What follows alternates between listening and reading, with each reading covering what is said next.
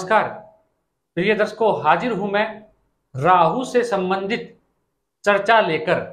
वैसे तो काफी बार हमने राहु के बारे में जाना, राहु के ऊपर बहुत से कार्यक्रम किए, लेकिन कुछ ना कुछ नया निरंतर निकलता ही रहता है, सामने आता ही रहता है किसी ना किसी ग्रह से संबंधित। तो प्रिय दर्शकों, मैं आपको यह बताने जा रहा हूं कि राहु किस भाव में और किस ग्रह के साथ कैसा प्रभाव देता है।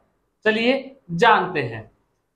राहु जो है वो पाप ग्रह है और वो जिसके साथ बैठता है उसका ही स्वभाव धारण कर लेता है, ये आप सदैव जानते आए हैं। प्रिय दर्शकों, अगर राहु को आपको समझना है तो आपको यह देखना है कि जिस भाव में राहु बैठा है उसका भावपति कैसी अवस्था में है, किस राशि में बैठा है, कितने ग्रहों से दृष्ट है, पीड़ित है या नहीं है। ये पूर्व में हम ये बातें जान चुके हैं। लेकिन राहु किन भावों में श्रेष्ठ फल देता है? तीसरे भाव में राहु बैठकर जातक को निडर बनाता है, बेहद साहसी बनाता है, पराक्रमी बनाता है, खिलाड़ी बनाता है। ऐसा जातक श्रेष्ठ होता है, राजनीति में भी सफल देखा जाता है, पुरुषार्थी होता है ऐसा जातक। तो तीसरे घर में राहु बड़ा श्रेष्ठ माना गया है। वहीं अगर छठे भाव में राहु जाके बैठ जाए तो ऐसा जातक सदैव अपने शत्रुओं को परास्त करने में लगा रहता है, शत्रु उसका कुछ भी नहीं बिगाड़ सकते और ये बड़ा श्रेष्ठ है। छठे भाव में राहु को भी बड़ा ही अच्छा माना गया है। वही प्रिय दर्शकों, 10वां घर जन्म कुंडली का यहाँ पे अति विशिष्ट कारक हो जाते हैं राहु। अगर 10वें घर में राहु बैठ जाए, उनकी दृष्टि पड़ने से चौथे भाव के ऊपर घर में नाना प्रकार से कलह का वातावरण तो आपको देखने को मिलेगा, लेकिन राहु के 10वें घर में जाके बैठ जाने से ऐसा जातक कूटनीतिज्ञ हो जाता है, राजनीति में जाने का प्रयत्न करेगा तो सफल होता है। मैं कहूं कि बड़ी राजनीति नहीं, लेकिन सरपंच पद, जिला परिषद तक की जो राजनीति होती है उसमें ऐसे जातक को सफल देखा जाता है। ऐसे जातक की इच्छा लगातार रहती है कि मैं राजनीति में जाऊं, प्रशासन शासन के अधिकारियों के साथ उठना बैठना ऐसे जातक का देखा जाता है। तो 10वें घर का राहु भी बड़ा श्रेष्ठ होता है प्रिय दर्शकों। वहीं अगर अष्टम भाव में राहु जाके बैठ जाए तो ये भी अच्छा है, लेकिन कहीं ना कहीं चोट चपेट इत्यादि इस ऐसे जातक के जीवन काल में घटित होती हुई आपको मिल जाएगी। वही प्रिय दर्शकों, अगर राहु 12वें घर में जाके बैठ जाए तो ये अच्छा है, लेकिन खर्चों को बढ़ा देगा। किसी ना किसी वजह से कारणवश ऐसे जातक के खर्चे बढ़ जाएंगे, इलेक्ट्रॉनिक्स चीजों में उनके दिक्कत आएगी, सामान में जो वो खरीदेगा वो कहीं ना कहीं खराब हो जाया करेंगे, जिसके कारणवश नहीं लेने के चलते खर्चे में बढ़ोतरी कर देता है, रोगों में भी बढ़ोतरी करता है। आप जानते हैं राहु 12वें घर में बैठ के कारावास का योग भी बनाता है। लेकिन प्रिय दर्शकों, एक बात आप सदैव याद रखिएगा, अगर राहु मेष, सिंह, धनु, कुंभ राशि में जाके अगर 12वें घर में बैठ जाए तो ऐसा जातक जो आध्यात्मिक दुनिया से जुड़ेगा शायद ही कोई जुड़ पाए। ऐसा जातक की जो भक्ति होती है वो बड़ी श्रेष्ठ मानी गई है और ऐसा जातक बढ़ चढ़ के पूजा पाठ में भाग लेने वाला होता है एक समय के पश्चात। और जब वो इस चीज से जुड़ता है, भक्ति से जुड़ता है, भगवान की शरण में जाता है तो वो खूब तरक्की भी करता है। लेकिन प्रिय दर्शकों, वो आध्यात्मिक दुनिया से तरक्की करता है, आध्यात्मिक दुनिया में वो ज्यादा प्रवेश कर जाता है। वही 9वें भाव में राहु पिता को कष्ट दिलाते हैं, पिता को कष्ट दिलाने वाले होते हैं, लेकिन निरंतर उसका भाग्य साथ देगा। ऐसा जातक ज्यादा विश्वास नहीं रखेगा, पूजा पाठ के अंदर, ज्योतिष के अंदर भी नहीं रखेगा, आजमा के देख सकते हैं। लेकिन 9वें भाव का राहु ऐसे जातक को तरक्की दिलाता है, सफलता दिलाता है। अगर राहु की महादशा 44 वर्ष के बाद आ रही है या 42 वर्ष के बाद उसके जीवन काल में आ रही है जातक के, तो ऐसा जातक सफल होता है और श्रेष्ठ जीवन यापन करता है। भाग्य का भाव में राहु एक समय के पश्चात 42 की एज के बाद ही श्रेष्ठ फल देना जातक को शुरू करते हैं, लेकिन पिता के लिए कहीं ना कहीं उससे पूर्व वो कष्ट का सामना करवाते रहते हैं। अब बात रही प्रिय दर्शकों, ये तो किन किन भावों में राहु श्रेष्ठ फल देते हैं, ये जो मैंने आपको बताए।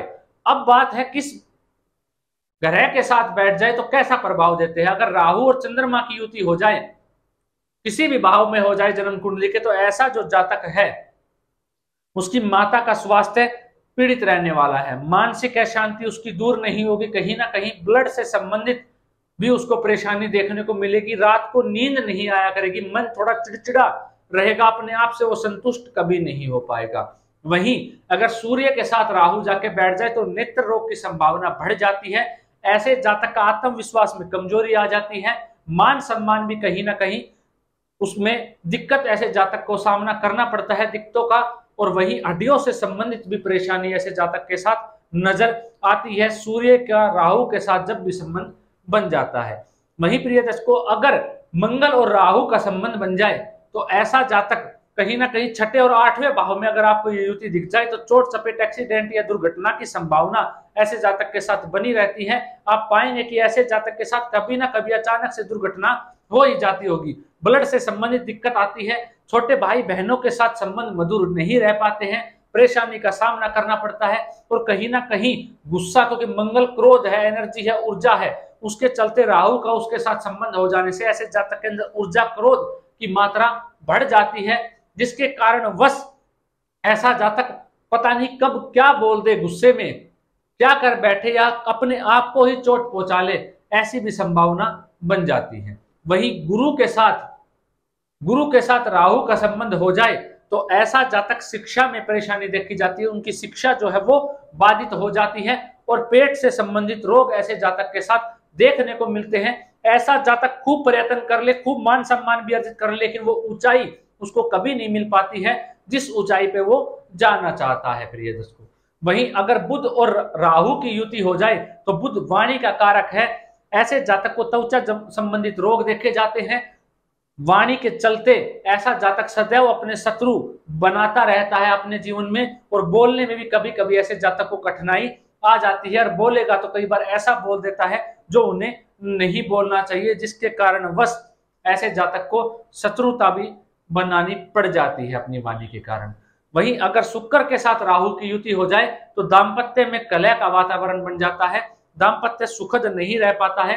अगर पुरुष की कुंडली में ऐसा है तो वीर्य से संबंधित भी ऐसे जातक को परेशानी देखनी पड़ती है, और डायबिटीज से संबंधित भी ऐसे जातक की नौबत आ जाती है।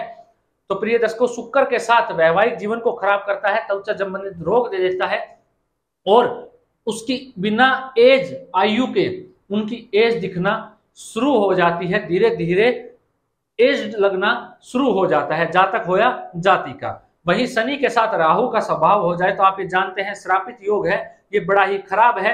ऐसे जातक को संतान से भी सुख नहीं मिलता, संतान से भी कष्ट बना रहता है। कहीं ना कहीं ऐसा जातक तंत्र मंत्र की क्रिया हो जाने से भी अपने जीवन में परेशान पाया जाता है, और उसकी परेशानी जल्दी से उसका पीछा नहीं छोड़ती। अगर ये युति लाभ भाव में है, अगर ये युति लाभ भाव में है शनि राहु की, इसी भाव में इसको मैं श्रेष्ठ देखता हूं, और किसी भी भाव में जन्म कुंडली के मैं शनि और राहु की युति को इतना अच्छा नहीं पाया, कुछ खास रिजल्ट देता हुआ नहीं मिला। प्रिय दर्शकों, अगर शनि और राहु की युति है तो कहीं ना कहीं ऐसे जातक को प्लेटलेट से संबंधित भी परेशानी का सामना करना पड़ता है शनि की महादशा के अंदर। और ऐसे जातक के जो हड्डियां हैं शरीर के अंदर, उनके अंदर भी कहीं ना कहीं कमी आनी शुरू हो जाती है, कमजोरी की, और शरीर धीरे धीरे साथ छोड़ना शुरू कर देता है शनि की जब महादशा आती है, शनि और राहु की युति होने के कारण। आशा करता हूं प्रिय दर्शकों, आज आपने कुछ नई बातें मेरे कार्यक्रम में जानी, शनि और राहु के बारे में जाना, राहु का किस भाव में श्रेष्ठ प्रभाव होता है ये जाना, और किस ग्रह के साथ राहु बैठकर अच्छा प्रभाव देते हैं ये भी आज आपने जाना। आशा करता हूं अभी तक आपने अपने कर्तव्य का निर्वहन कर दिया होगा इस चैनल को सब्सक्राइब करके। और प्रिय दर्शकों, काफी बार मैंने आपसे पूछा है कि आप किस प्रकार के कार्यक्रम चाहते हैं, मैं क्या कुछ नया करूं, मैं आप लोगों के लिए क्या नया लेके आऊं, वो आप कमेंट करके मुझे बता सकते हैं। आपके अंदर क्या इच्छा है जानने की, ताकि उस पे मैं अपने ज्ञान और अपने सामर्थ्य के अनुसार आप लोगों के लिए कार्यक्रम बना के पेश करूं, ताकि आप उन चीजों को समझ पाए और जान पाए और आपकी जिज्ञासा भी शांत हो पाए। प्रिय दर्शकों, आज के लिए इतना ही, इजाजत दीजिए, मुझे मिलता हूं ऐसा ही कोई नया और अद्भुत कार्यक्रम लेकर। नमस्कार।